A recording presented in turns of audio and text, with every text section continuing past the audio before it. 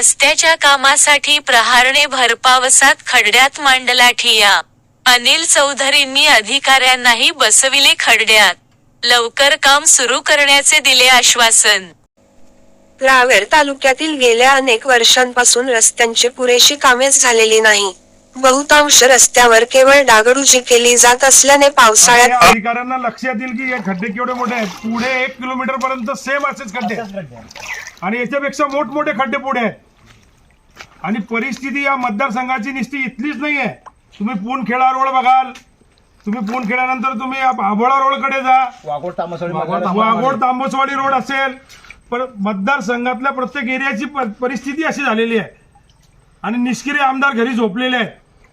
फक्त मोठमोठे कार्यक्रम करतात, मोठमोठे पुढारी बोलवतात, ते सगळे इकडून देशाचे आणि महाराष्ट्राचे लोक बोलवतात आणि इथं परिस्थिती इथल्या नागरिकांची काय, इथल्या शेतकऱ्यांची काय हे पाहायला तयार नाही. हे अधिकारी आलेले आहेत.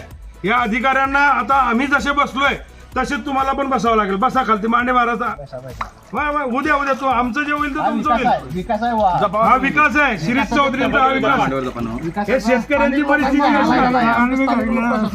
हे बघा. शेतकरी असे जपले पण तुम्हाला तसं जपून आणि कारण की जाऊ तेवढं आम्हाला कळतं की तुमच्याशी कसं वागलं पाहिजे. आता काय करणार आहे तुम्ही या मार्गाचं सांगा. जोरात बोला. 24 वर्ष झाले. किती वर्ष झाले? 24 वर्ष झाले. राजाराम गणू महाजन त्यांच्या असा रोड होता, त्याच्यानंतर हा रोड बनलाच नाहीये. तर तुम्ही आता किती दिवसात हे काम करणार आहे? उठणार नाही लोक. बोला त्यांच्या समोर बोला. म्हणजे मी काय परत तुमच्याशी भांडीन पुढच्या वेळेस. बसवाले काय चालणारे, बसवाले काय चालणारे नाही म्हणतात, बसवाले नाही म्हणतात. पुढच्या हा बघा यावल रावेर मतदारसंघाचा विकास. ही परिस्थिती बघा.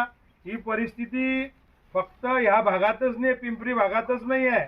ही परिस्थिती पूर्ण मतदारसंघात आहे. पूर्ण मतदारसंघात खड्डेच खड्डे पडलेले आहेत.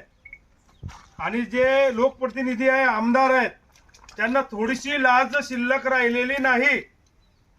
त्यांना मतदारसंघातल्या लोकांवरती काय अडचणी येत आहेत, त्यांना काय काय अडचणीच्या समोर जावं लागतंय हे त्यांना काहीच काळजी नाही आहे. ते फक्त झोपाडू आहेत. आणि आता परंपरागत चाललंय. आजोबा, त्याचा मुलगा आणि मग आमदार आणि मग त्याचा मुलगा आणि इथली जनता 15 ते 20 वर्षापासून मतदान करते, तरी या इथल्या जनतेची हालत अशी आहे. हे बघा हा खड्डा किती मोठा आहे. आता बघू, आम्ही बसतो सर्व, तुम्हाला दाखवतो या खड्ड्याची परिस्थिती.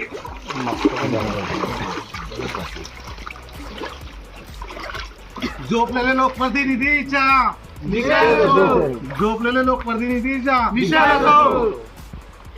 आमदार मुर्दाबाद,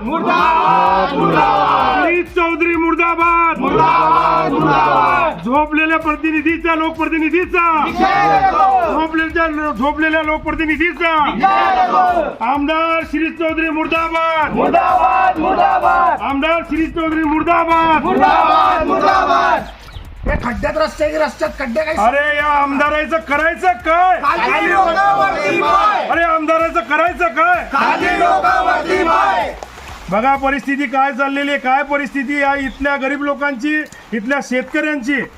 जर ही इथून कोणतीच गाडी जात नाही, कसे हे लोक जात असतील आणि या लोकांना कोणत्या अडचणीच्या समोर जावं लागत असेल.